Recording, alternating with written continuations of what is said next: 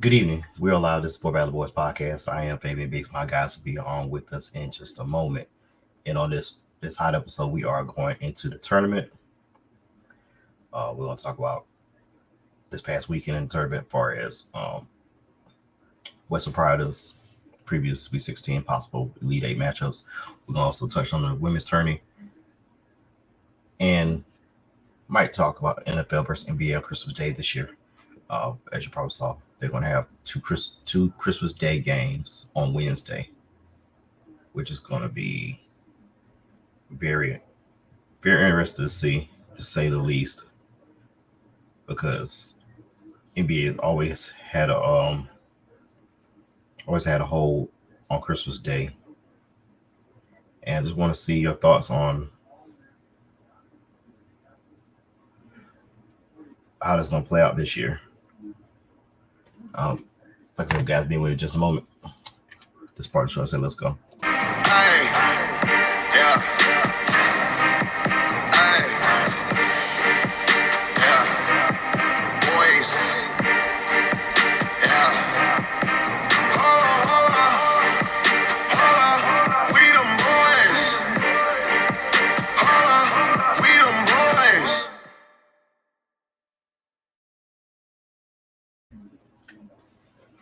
I say this is for Battle Boys, and we got a lot of sponsors we got to get to. Of course, we're on Sundays and Wednesdays. Follow us on Facebook. Follow us on YouTube for Battle Boys.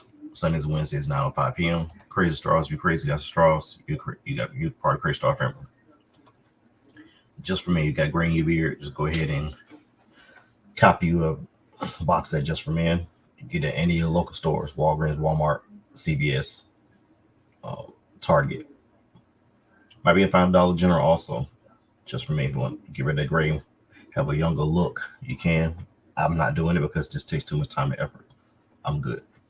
Dax Wave and Groom. You try to get your waves back. You got a wave cap, you got a brush. Put it on there. Brought to you by Arizona Tea. If you drink, it's 89 cents at Walmart. You drink the whole thing of Arizona Tea, that's 99 cents, you're going to get diabetes in 30 minutes or less. If you don't get diabetes, it'll be there about 2 days. And you'll be able to zip it or be at Foreman. So you drink Arizona Tea, you're gonna have diabetes in 30 days.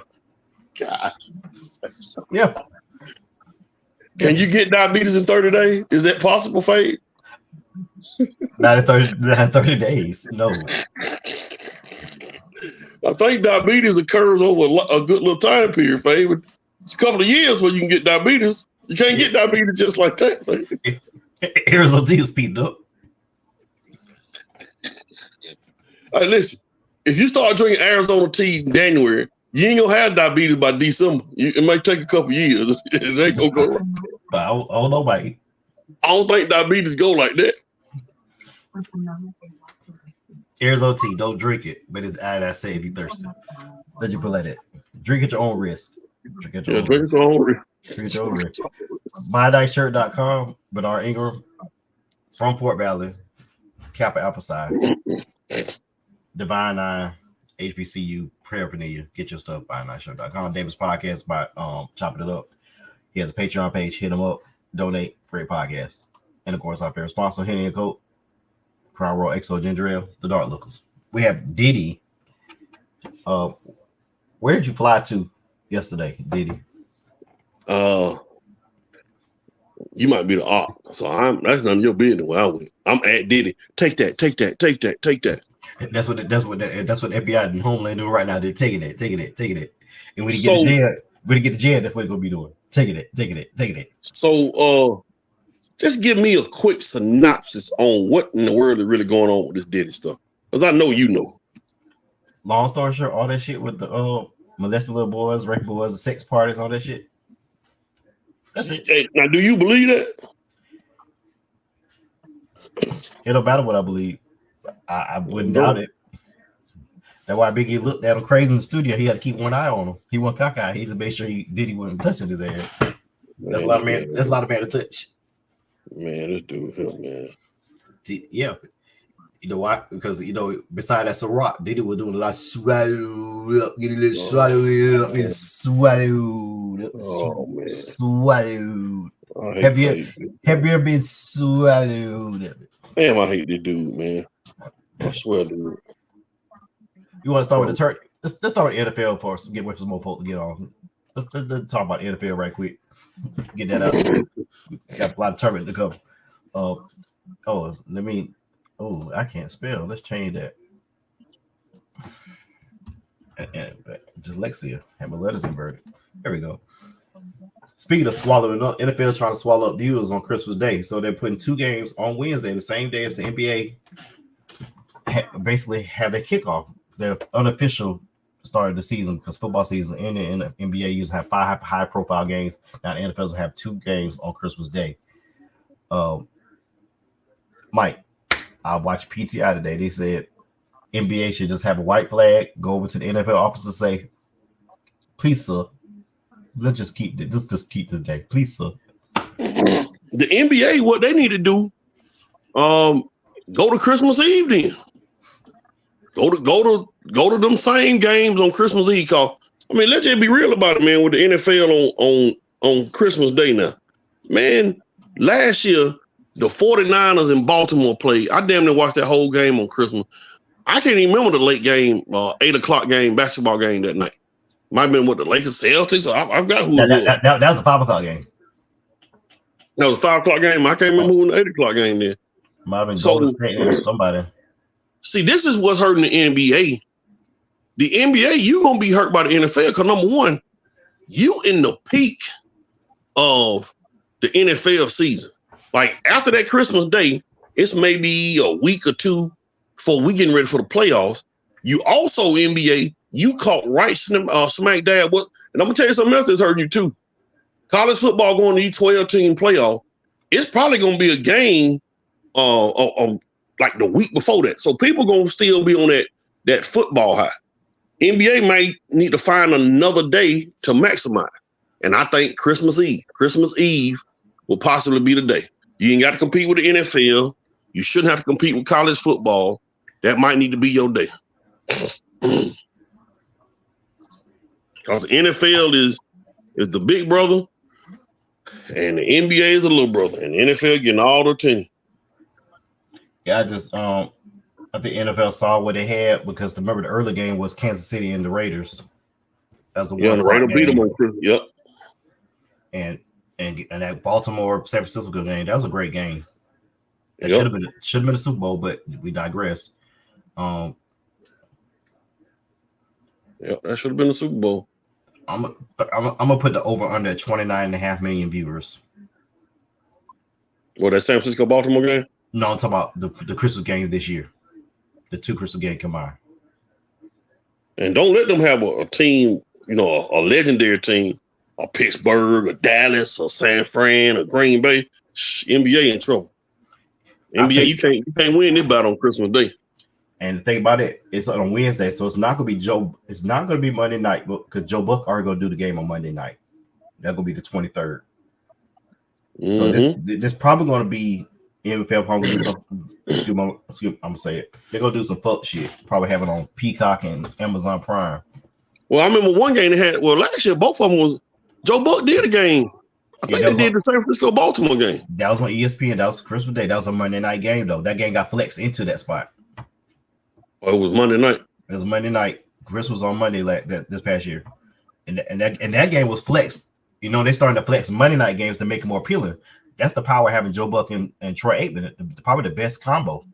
That's the best combo doing calling games. Yeah, that's the best. That's the best television combo out there, man. I don't know. I like Jim Nance and Romo. Romo's got them. They criticize him so much for predicting a play before it even happened. Man, that's the beauty. That's the beauty of it, man. He know the game. Yeah. Here comes Jim. Here comes the screen man, Jim. Yeah, he know a lot of them play. He know they coming before they even get there. So I like that, but I think the NBA need to go to Christmas Eve. Yeah, but this year I think they need to go to Christmas Eve this year. I think just to see because next year will be on the Thursday, so that's a natural Thursday night game anyway. So I think this year is going to be fucked up. Now Mm-hmm. next year it's going to be on a Thursday. So like you said, Christmas Eve might have to be the move for them. Yeah, that's gonna be the best move for them, man. They don't have to compete with the NBA. And I mean then NFL. if you do Christmas Eve, of course, you have to have Christmas Day off. You might as well just go have it all. Yeah. Just have that day off and bring All right. everybody back on the 26th. That's the news today. We're not going to get into the rules because we're in college basketball mode right now. The NBA season about to wind down. Lakers look like they might be going to the 7th seed, but we'll get to that when that time comes at the March Madness and whatnot.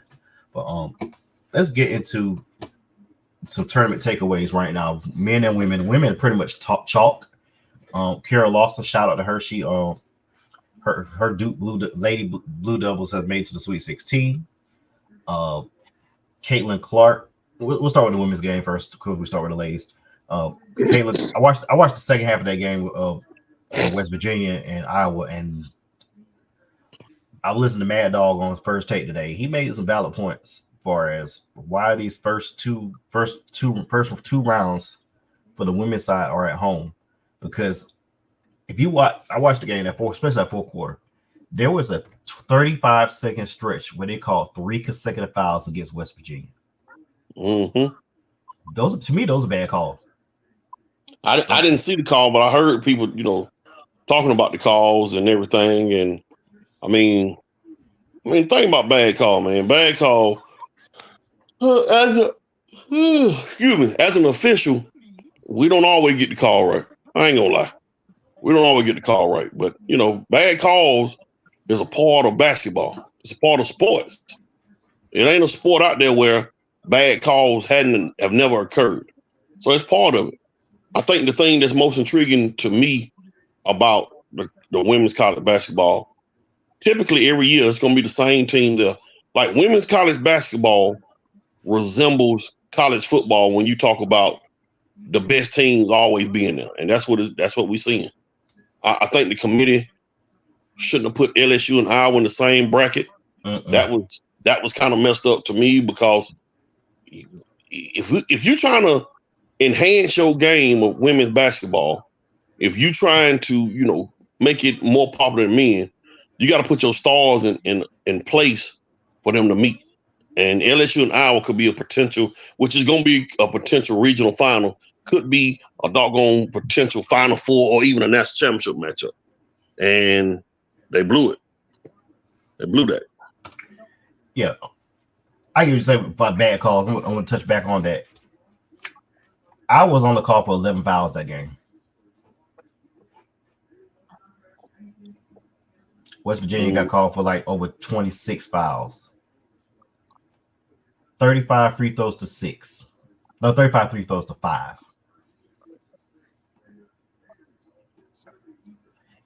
I was the number one scoring team in the nation. They still got held under 70 points, and they were averaging 90 a game this year. But Caitlin Clark scored literally half their points. She scored 32 of the 64 points they scored Monday night. And she's gonna continue to do that. She's gonna have to because I watched that game. The rest of her team trash. They might some time to play, but they're not game changers. But West Virginia should have won that game. That one thing that was killing them is what killed South Carolina last year against Iowa. They didn't have shooters. Now South Carolina has shooters this year. Last year, South Carolina's best play was the offensive rebound because they couldn't shoot. You had Leah Boston, you had Cardozo, you had those ladies playing that style. They couldn't really. They were struggling on the shooting. There were times where they were backing off of them in the national semifinal game. They were letting them have the 3. You can't do that with them this year. You can't do that with South Carolina this year, which is why I think South Carolina should walk into the final easy this year. But they look dominant too, boy. I mean, the first game they didn't have on Cardozo because she was suspended for the fight she had with LSU in the SEC championship. I think this is a revenge tour. They were mad. They went undefeated and then lost in the national semifinal. They did a UNLV or Kentucky in 2015. Yeah, they on a mission, cuz. And think about it, these 5 starters are totally different starters from last year. This is a whole new starting 5. Cardozo came off the bench. So I think it's safe to say if I give you South Carolina field, you take South Carolina, right? Oh yeah, I got South Carolina. Yeah.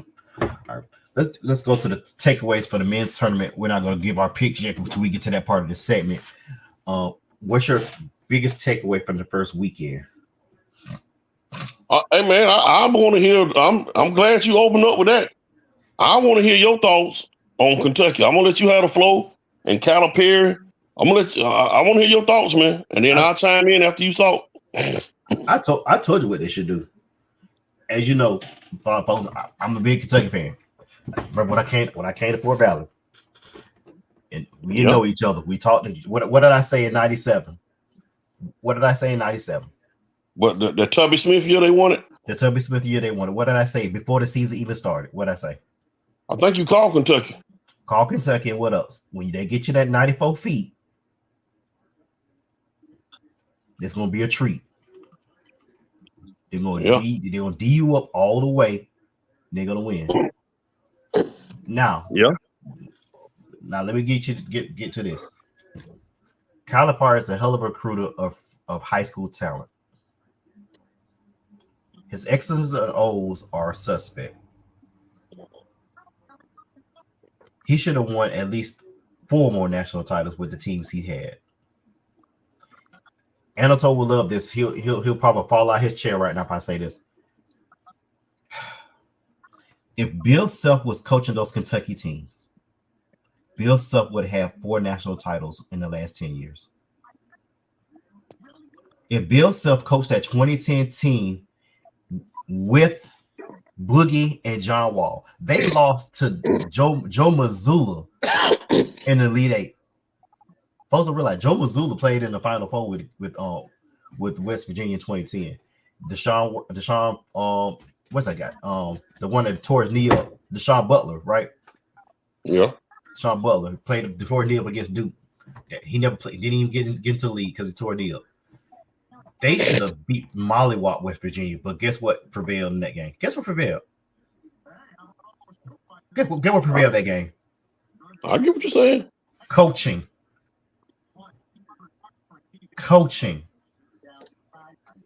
Now, let me know when I can defend him now. I'm still cooking. Let him cook. 2015. Now, your best coaching job was in team where you lost to UConn in the national championship game, but you didn't have great guard play. You had young guards. You had Boat Knight and Shabazz Napier. They would have started the show. They were killing it. Then the next year you bring in Devin Booker and Big Cat. Why the hell would you want to beat Wisconsin with Big Cat against Comiskey? Comiskey cannot guard Big Cat. And then James Young off the bench. You should have had James Young play some more minutes. He was an athletic guard that should have been playing against Wisconsin, who didn't have an athletic bone in the body. Only what they really had was Decker. They had them Harrison twins too. Had Harrison twins. They were pretty good. They just weren't pro ready. They were college ready. But Calipari at Kentucky, you were 1-4 in your last 5 tournament games. You got knocked out as a 2 seed. You got knocked out as a 3 seed this year. You lost to Kansas State last year. You didn't even make it in 2021. So what you should have did was have John Calipari go in and become a consultant, work as an AD. You tell Billy Donovan, we'll give you whatever you want to come back to college. Hey man, now go ahead, defend it. You got some great points there with Calipari. 1-4 the last 4 appearances in a tournament. But let's look at it. He's been in Kentucky since 2009. That's 15 years. He has a national championship. And he played for 2 national championships, been to 3 Final Fours. All right, so the first question I got for you, next to, in that time span, from 2009 to now, next to Bill Self, Roy Williams, Krzyzewski, who else has done that? You can put Brad Stevens in there. Brad Stevens, when he was at Butler, has been to the Final Four 3 or more times. He went back to back, then went to the league. So From 2009 to now, twice. he is probably one of only 4 or 5 coaches that has been to the Final Four more than 3 times. That's the first thing. 2009 to now, him, Bill Self, Krzyzewski, Roy Williams, Scott Drew, Jim Calhoun, Danny Hurley. Who else has won that championship? Ollie. Izzo went to the Final Four. Kevin Ollie won that over Jim Calhoun? No, he won one in 2014 against Calipari. Jim Calhoun won that? No, he retired. So Ollie, take Jim Calhoun out then. Because I don't think Jim Calhoun, since Calipari been there, has won one. So that's Ollie. 2011. He won it in 2011. So we got 6 coaches that have won a national championship in the last 15 years in that time span. We ain't got to talk about putting people in the league. And to put the cherry on top, it's a $35 million buyout. The problem with Calipari... Jay Wright. Don't forget Jay Wright. And Jay Wright got 2. So we got 6, 7 coaches in a 15-year time span. Hell, if we go from 2000 and now, we've had maybe 10 coaches that's won the national championship? Billy Donovan. When you win that national championship now, I would be for letting him go if he hadn't won a national championship. But with you winning the chip, I know over 12 more years ago, but you in a rare category. I just mentioned the guys he in a rare category with. And let's not get into the dudes in the league. See, the kicker, these cats that go to the league come back and help fund University of Kentucky. And he got a bunch of dudes in the league. What Calipari's got to do, he's got to recruit older instead of younger. Yeah, I agree. That's my next thing. He hasn't been doing that. He hasn't been doing that at all. He's just going younger, trying to help the kids' families and get them in the league. That's what's killing. That transfer portal, first thing he's got to do, he's got to convince some guys, y'all are not ready for the league. I need you to stay. That's the first thing he got to do. Secondly, he has got to recruit that transfer portal. Who is going to turn Kentucky down? Like, you want the top 10 programs in America. You're a blue blood program. Who's going to turn you down? So he got to recruit his players. Then he's got to go hit that transfer portal. And then you mix that with some of these top freshmen. That's what he's got to do. Like, freshmen, they're not scoring like that in the league no more, man, in college. They're not. Rob Dillingham is special. He's going to be a top 5 pick. So the guys that you are recruiting, they 4 and 5 star, but at the same time, that's not what's winning you games no more. Now, let me flip that over. That ain't always the case because, hey, John Shire is doing it at Duke. John Shire's been recruiting 4 and 5 star dudes, and they've been kind of successful. They're in the Sweet 16 this year. They got Jared McCain and a couple of them young dudes. But the thing is, he's able to mix that in with some older guys. So I don't think Calipari need to go because I just mentioned the rare category that he's in. Calipari just got to get with a change of time. And that's what he's not been able to do yet. Yeah, Antonio Reeves for 4 years and he's a bona fide star. He probably be a late first round, maybe a second round pick. But if you didn't know about Kentucky basketball, you didn't know about basketball, period, you wouldn't know nothing about Antonio Reeves this year. Only names you heard were Dillingham and Shepard. That's it. Reeves and the guy that became eligible mid-year, the guy from Europe. Bezic or something like that. Yeah, that dude, if he stayed one more year, that's a big that's a bigger version of Jokic right there to me. And this is the kicker about that. The star of the recruiting class, ain't nobody even talking about him, DJ Wagner. Wagner, yeah. Wagner didn't even get that kind of attention. Like, all them dudes shouldn't be thinking about trying to go to the league just yet. They shouldn't. Shepard should stay one more year. Wagner, look like Wagner. To me, Wagner didn't get a lot of burn that he should have got. Well, when it's crunch time, what they went to was Shepard, Dillingham, Reeves, and them bigs. So DJ Wagner went on the floor. I wouldn't be surprised, bro, if DJ Wagner if he don't go to the league, he's gonna try to transfer. Where you gonna go to Memphis? I won't be surprised. I won't be surprised where he go.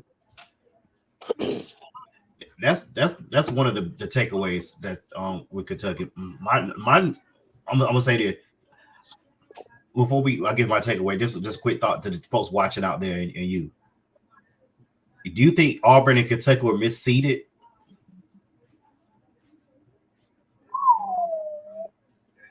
Misseeded. Because Kentucky was a 3 seed and they got knocked down in the semifinal. Auburn was a 4 seed and they won the tournament. They should have been a 3 seed. Kentucky should have been a 5 or 6 seed to me. Yeah, but they look at them. They do them quad 1 wins too. Like the quad 1 wins is a win against a top program on the road, and Kentucky had more those wins. Like Kentucky went into Tennessee and beat Tennessee, went on the road and beat Auburn. So like they had some quality wins throughout the season. Then you lost to Texas A&M twice, once on the road and one on the neutral site. You struggled. I think you lost to Florida twice. Believe you split with South Carolina.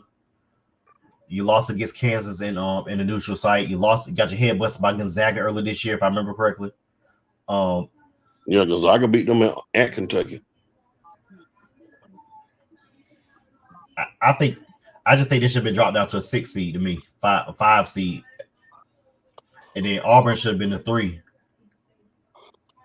Auburn been in the top 20 the last 2 months, even despite the loss of Kentucky. Auburn, Kentucky, a lot of them SEC teams got bounced early, boy. They got bounced early. They had a bad day. They had a bad weekend. Another point as far as the takeaway from the tournament, y'all tell me I'm wrong. I think pretty much this is the first time I've seen it pretty much chalk in the men's side in a while. So, yeah, it ain't been like this in a minute. The lowest seed is NC State, and they ain't really no Cinderella. No, they're not. They're not no mid-major team. They just stole one of the bids for any other state. That's all they did. They stole Indiana State, Providence, and St. John.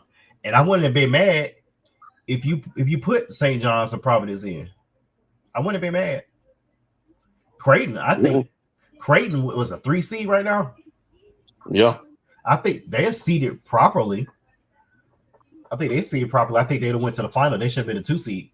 And Marquette, I think the way they're seeded at a 2 seed, I could make an argument Creighton could have been a 2 seed, but other than that, that draw is chalk, pretty much chalk with the 6 seed, 11 seed, a 5, and 1 through 4.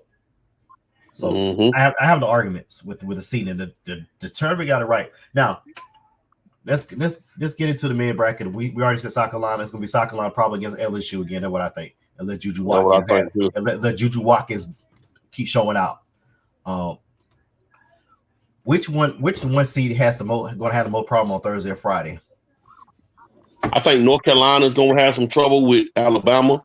I think the UConn San Diego State game is going to be competitive for a while. Watch out for the Houston Duke game. Houston Duke and Purdue and Gonzaga are 2 of the better games this in the regional semifinal round. I think Duke is a little bigger than Houston.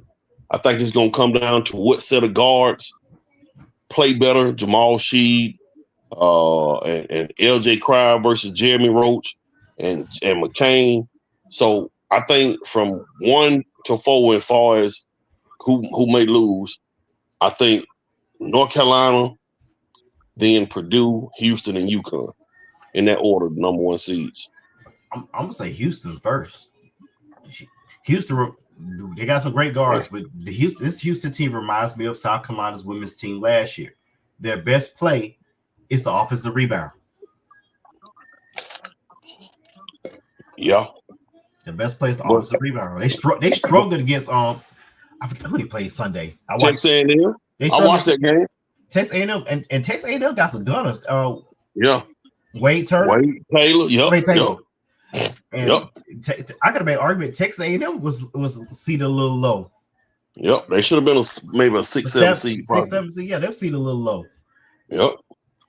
Yeah, I think the only difference in that Houston Duke game, Houston is a more physical team. Mm-hmm. Duke is gonna have to match their physicality. Mm-hmm. They're gonna have to match it because Houston is the best defensive team left, and they very, very physical. So Duke, Kyle Filipowski, and Mark Mitchell, they're gonna have to match that. Duke has been beat this year because teams have been more physical than them. So with that being said, we really gonna see if Duke is ready with their physicality.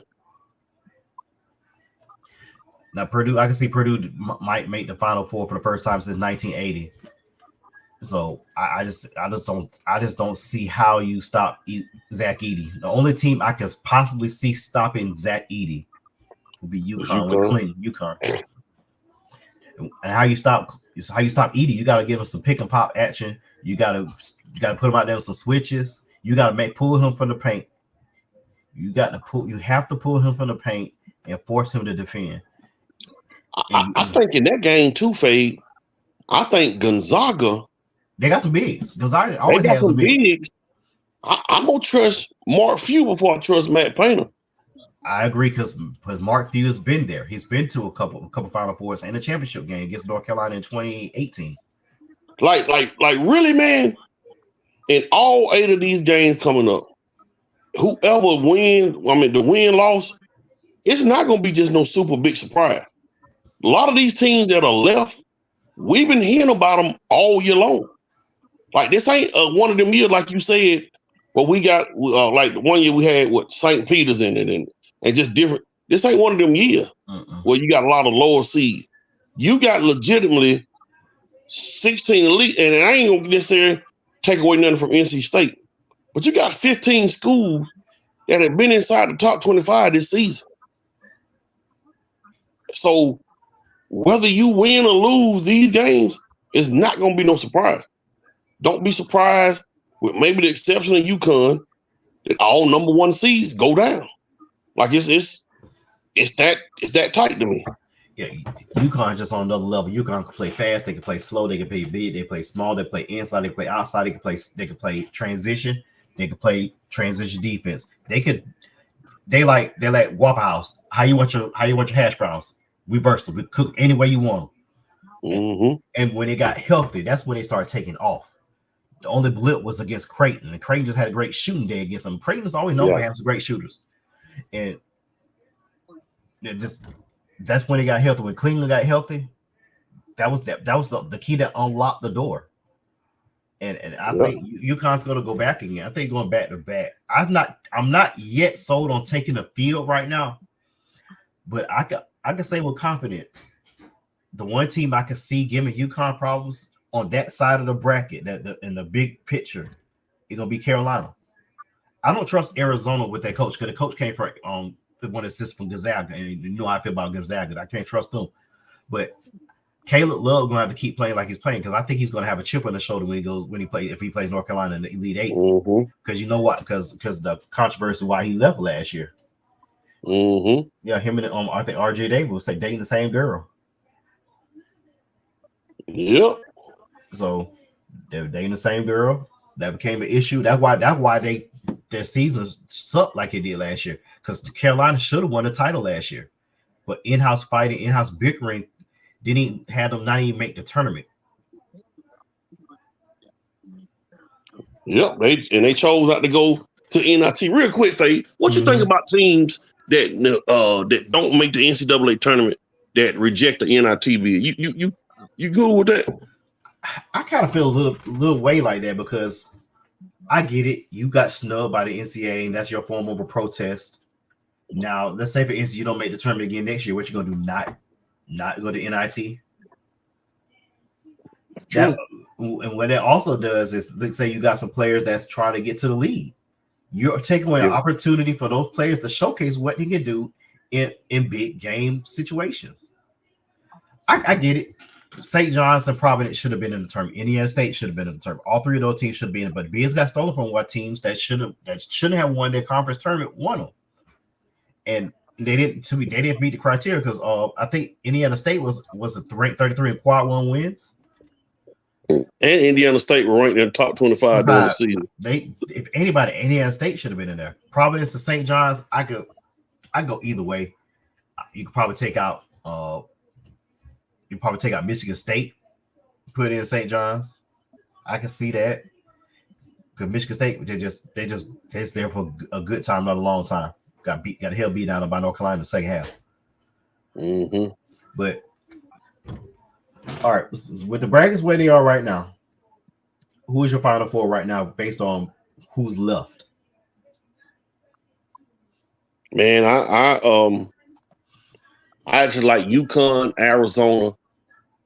I like either Duke or Marquette, and I'm going with Gonzaga.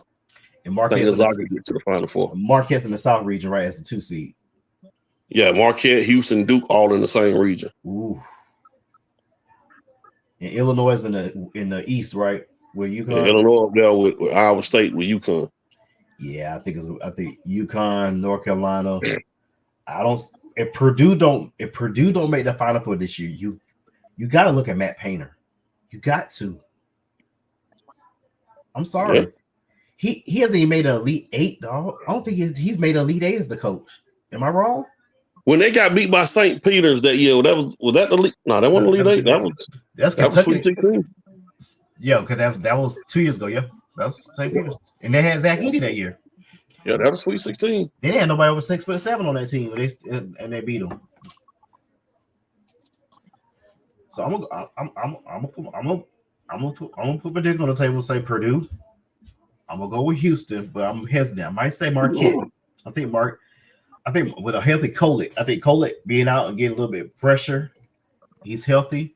I think he had stage fright last year against Michigan State. That's what cost them last year. Michigan State with Hager and those guys, they had an experienced backcourt, which we've said for years. If you don't have backcourt play in the tournament, you're not going to win.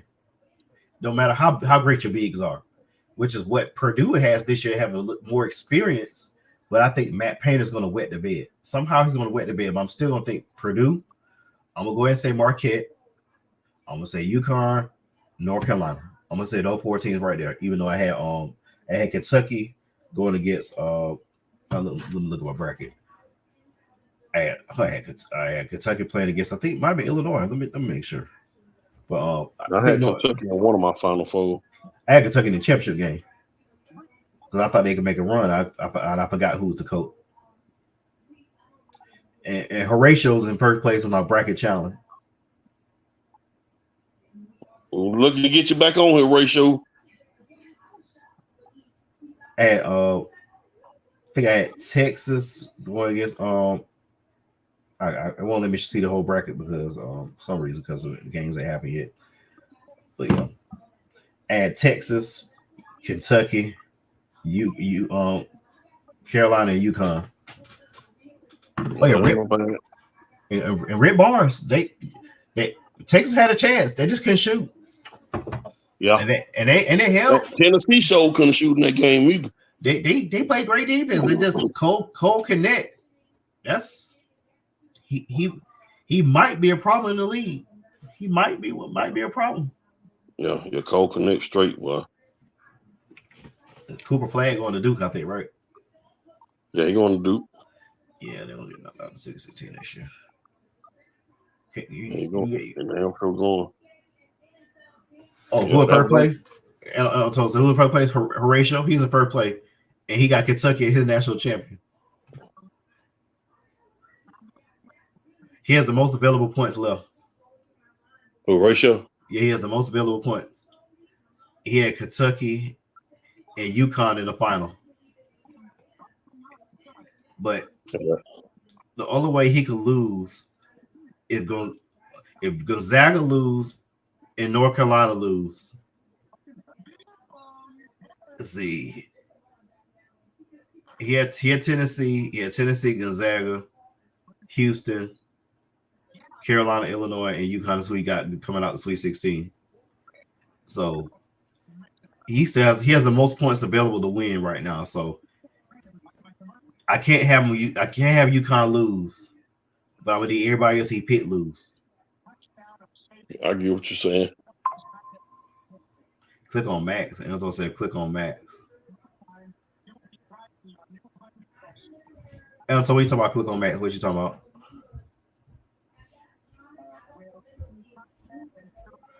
Oh, the max points you can win. Okay, hold on. Let me see. The max points he could score.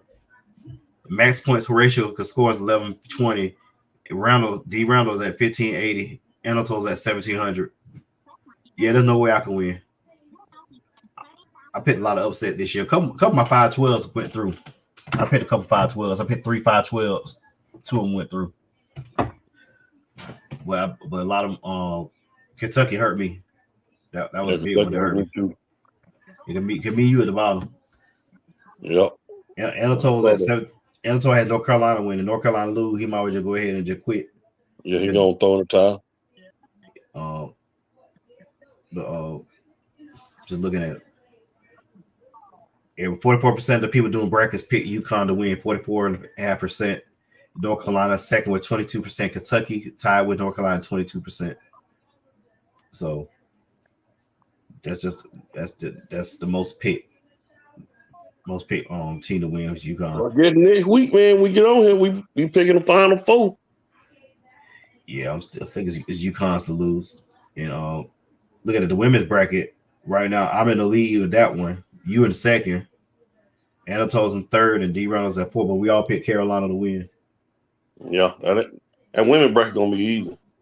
Yeah, unless somebody wet the bed and you South Carolina get hurt.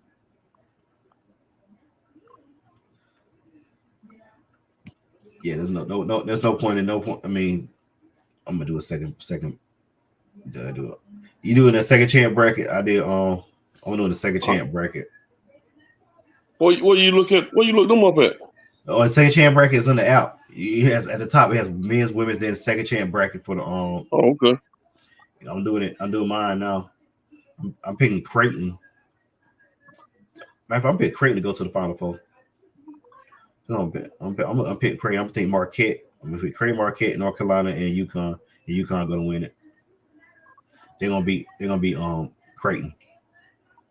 Yeah, that ain't that bad of a pick.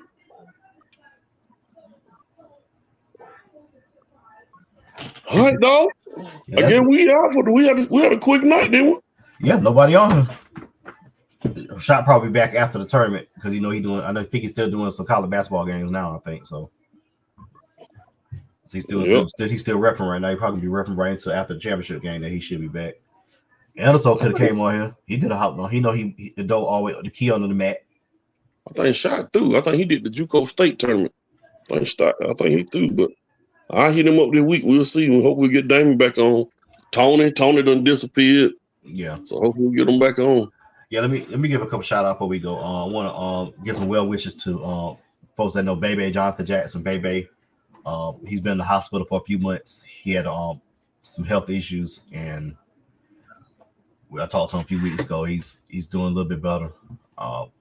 Willie Hollins, I know he had some health issues going on. I think he had some issues with his kidneys this weekend. So that when you get older, the health is wealth. You got to take care of yourself.